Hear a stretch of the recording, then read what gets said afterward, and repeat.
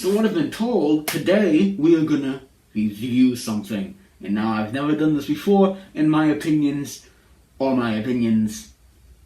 free to disagree. But what are we reviewing? You should know, unless you don't check the title of the videos you're watching, which I know some people don't, but it's The Legend of Korra! To give context to what this is, The Legend of Korra is the sequel series to another series called Avatar: The Last Airbender.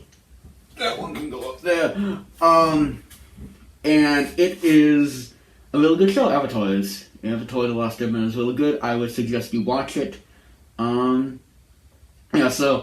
a couple months ago, I think at this point, I watched Avatar with my friend who had never seen Avatar before, and it was a fun experience. And I have never watched Korra all the way through before. I watched it here and there as a child. I know the basic plot of it because I got really into Avatar. I watched a bunch of videos and video essays and those sort of things on it.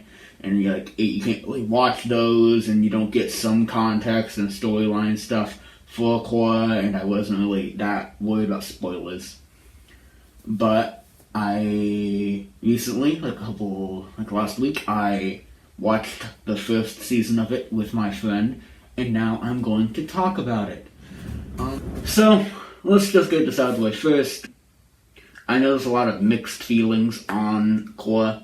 I've heard people say they absolutely hate the show, or I've seen people who absolutely love the show, and I've seen them fight on Twitter, as most people do, and I think that I thoroughly enjoyed the first season. I'll just say that I haven't seen all of it yet, as I stated before, but I thoroughly enjoyed it.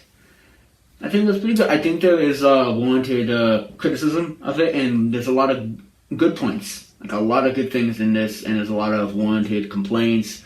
I do think some people, I think the philosophy of this sort of thing is I think people start criticizing it, and then the people who really like the show see unwarranted criticism or even warranted criticism and get really defensive, and then they up their praise of the show to an unwarranted degree where they're not really looking at the actual pros or cons of it, but just blind love of the show, which I can understand because, at least from what I've seen, I really enjoyed the show, and I would defend it.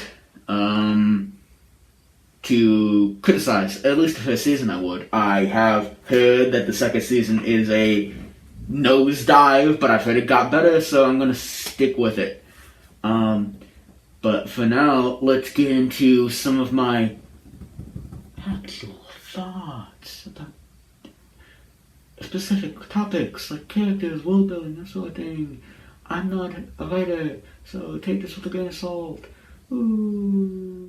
More specifically, what I enjoyed about the show was the world building. It was really good.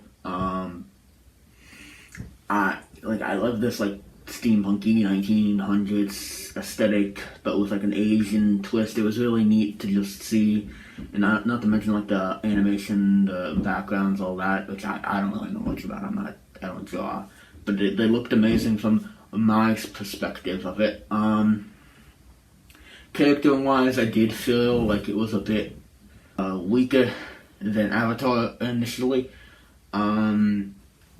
Overall, I felt like this first season felt better. Well, I haven't seen the rest of the show yet, but I feel like it's better representing the show than what Avatar did, where it was much more kiddie, and I feel like this show's going to keep this dark tone. At least I hope it does, because that's one of the things I really enjoyed about it was the significantly darker tone with the class struggles and all that sort of shit.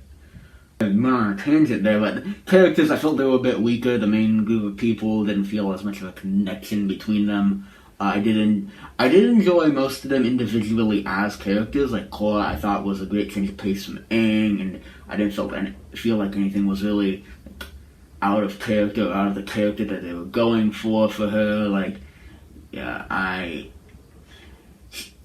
I I could get the complaint of Mary Sue thing where like the female character who's just strong for no reason, but I feel like that plays into the character well. So I don't see much of a complaint of that, and plus I just consider Mary Sue like a nothing term at this point because just uses describes so many different things that are just disjointed. But with the other three, they didn't feel like that connection with them. The two brothers, like they were nice. I liked Bolin. I think that was his name. I liked him. He was funny. He wasn't soccer, but he was funny. They were fun. I was really impressed by the bending fighting things. Like, I'm not one for sports in real life. I don't really watch many sports or wrestling or anything like that. But I was really invested in that for some reason, and I'd totally watch just a whole show of that. I would. It was really fun, more fun than I expected. Plot-wise, I enjoyed the whole taking away the bending and the class struggles that was going on, and I knew the general plot of this season going in because I just picked up general things from around the place, and it was I expected the class struggle because I knew that was part of it. I expected the whole taking away the bending thing, and I think it was a lot darker. Like, it was really well executed. Like, I didn't expect it to be handled as well as it was, and class struggles and darkness of it. I'm not sure if I'm impressed, but I didn't expect how dark it was gonna be. And not to say that's like grim dark. It's just like you wouldn't expect it, really. And I enjoyed it because I enjoyed the sort of like political intrigue sort of shit. I especially didn't expect the murder suicide at the end there. I didn't expect Amon. Spoilers, by the way. I think I said spoilers earlier, but spoilers, like, I didn't expect Amon and his brother, the name is escaping me, to murder suicide, like I said. Speaking of them, I don't think that, to criticize it a bit more, I don't think they needed to be brothers. I don't think those two characters needed to be related, but I did enjoy the murder suicide part, so maybe it paid off in the end. I can't really think of anything else off the top of my head right now besides the ending of the season.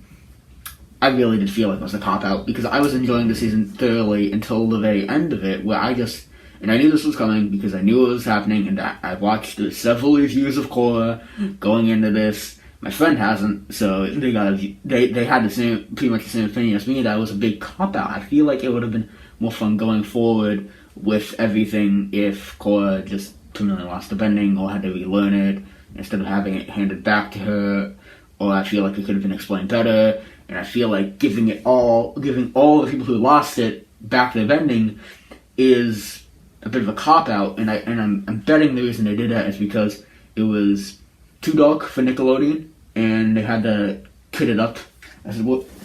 Fucking fly. Kid it up, as it were. But yeah, that's about all my thoughts. How about we ask defunct motel mascot, what do you think?